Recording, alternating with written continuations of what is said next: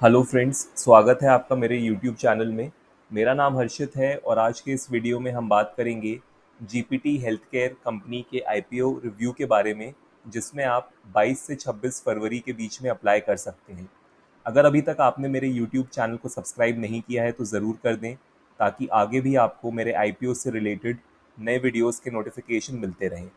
तो इस वीडियो में हम डिस्कस करेंगे कंपनी ओवरव्यू, की आईपीओ डिटेल्स, कंपनी फाइनेंशियल्स, की परफॉर्मेंस इंडिकेटर्स, जीएमपी यानी कि grey market premium and expected profits, और फाइनली बात करेंगे कंक्लूजन की कि क्या आपको इस आईपीओ में अप्लाई करना चाहिए या नहीं। तो सबसे पहले हम बात कर लेते हैं कंपनी ओवरव्यू की। तो GPT health care limited company incorporate हुई थी इन द ईयर 1989 और ये कंपनी ऑपरेट करती है a chain of mid sized multi speciality full service hospitals in eastern India under the ILS hospitals brand. ये company provide करती है integrated health care services और फोकस करती है सेकेंडरी और टर्शरी केयर पे। As of June 2023 company 4 multi disciplinary hospitals operate करती है with total capacity of 561 beds, और ये जो कंपनी है ये एक comprehensive range of health care services offer करती है in over 35 specialities and super specialities. As of June 2023 company के टोटल 1855 एम्प्लॉयज़ थे, 85 फुल टाइम कंसल्टेंट्स थे और 465 विजिटिंग कंसल्टेंट्स थे। नेक्स्ट हम बात कर लेते हैं की आईपीओ डिटेल्स की। तो जो आईपीओ की डेट है वो है 22 फरवरी टू 26 फरवरी। जो प्राइस है वो लगभग ₹186 पर शेयर का रखा गया है। जो लॉट साइज है वो 80 शेयर्स का है, इसलिए एक लॉट को खरीदने के लिए ₹14,880 रिक्वायर्ड होंगे। रिटेल इन्वेस्टर्स अप्लाई कर सकते हैं मैक्सिमम 13 लॉट्स के लिए। जो इशू साइज है वो लगभग ₹525 करोड़ का है। जो इशू टाइप है, फ्रेश इशू है 40 करोड़ का और ऑफर फॉर सेल है ₹485 करोड़ का। अलॉटमेंट डेट की बात करें तो अलॉटमेंट डेट है 27 फरवरी। Credit of shares to demat account, in case आपको अलॉटमेंट मिलता है तो 28 फरवरी को शेयर्स आपके डीमैट अकाउंट में क्रेडिट कर दिए जाएंगे। लिस्टिंग डेट जो है 29 फरवरी है और फाइनली जो लिस्टिंग होगी वो एनएससी और बीएसई दोनों पे ही होगी। नेक्स्ट हम बात कर लेते हैं कंपनी की फाइनेंशियल इन्फॉर्मेशन की।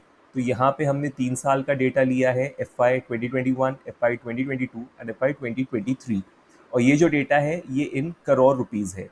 सबसे पहले हम बात कर लेते हैं कंपनी के एसेट्स की। तो कंपनी के एसेट्स कंटिन्यूसली इंक्रीज हुए हैं, जो कि एक पॉजिटिव साइन है और दिखाता है कि कंपनी अपने एसेट बेस को एक्सपैंड कर रही है। रेवेन्यूज़ की बात करें तो रेवेन्यूज़ भी कंसिस्टेंटली इंक्रीज हुए हैं, जो कि एक पॉजिटिव साइन है बिजनेस और इन्वेस्टर्स के लिए।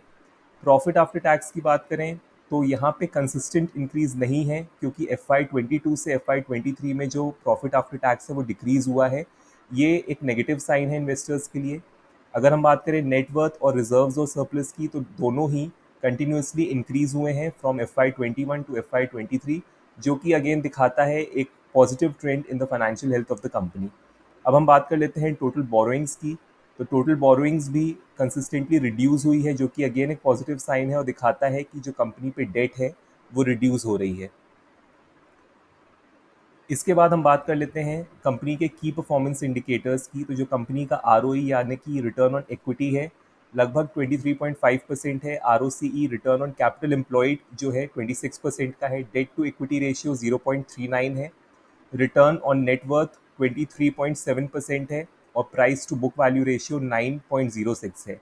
तो जैसा कि हमने पहले के वीडियोस में भी डिस्कस किया है कि अगर आर ओ ई, आर ओ सी ई और आर ओ एन डब्ल्यू 15% से ज़्यादा होते हैं तो जनरली अच्छे कंसिडर किए जाते हैं, और यहाँ पे जो वैल्यूज़ हैं वो 15% से ज़्यादा हैं आर ओ ई, आर ओ सी ई और आर ओ एन डब्ल्यू की, इसलिए हम इसको अच्छा कंसिडर कर सकते हैं। डेट टू इक्विटी रेशियो 1 से अगर कम होता है तो अच्छा कंसिडर किया जाता है। यहाँ पे जो डेट टू इक्विटी रेशियो है 0.39 है, काफ़ी अच्छा है, जो कि दिखाता है कि कंपनी पे जो डेट है वो कम है।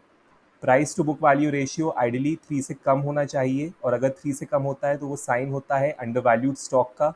यहाँ पे जो price to book value ratio है कंपनी का 9 का है, जो कि काफ़ी ज़्यादा है, जो कि दिखाता है कि ये जो स्टॉक है या कंपनी है ये ओवर वैल्यूड है। नेक्स्ट हम बात कर लेते हैं जीएमपी और एक्सपेक्टेड प्रॉफिट्स की। तो करेंटली जो कंपनी का ग्रे मार्केट प्रीमियम चल रहा है वो है ₹16 और ये डेटा एज ऑफ 22 फरवरी लिया गया है। इसका मतलब है कि जो GMP है वो 8.6% है, क्योंकि जो शेयर प्राइस है वो ₹186 होने की उम्मीद है।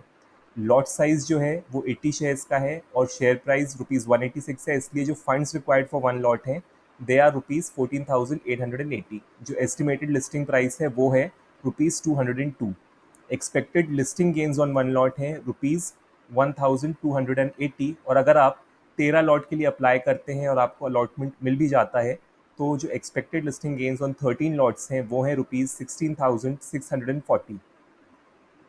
फाइनली हम बात कर लेते हैं कंक्लूजन की कि क्या आपको इस IPO में अप्लाई करना चाहिए या नहीं। तो यहाँ पे सजेशन ये है कि जो इन्वेस्टर्स हैं अभी वेट कर सकते हैं, क्योंकि अभी जो GMP है वो काफ़ी कम है, सिर्फ 8.6% है।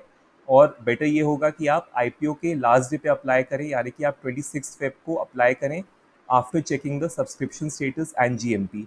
अभी डे वन यानी कि 22 फरवरी के एंड पे जो सब्सक्रिप्शन स्टेटस है वो 0.34 है, यानी कि अभी ये IPO अंडर सब्सक्राइब्ड है, सिर्फ 0.34 टाइम्स ही सब्सक्राइब हुआ है।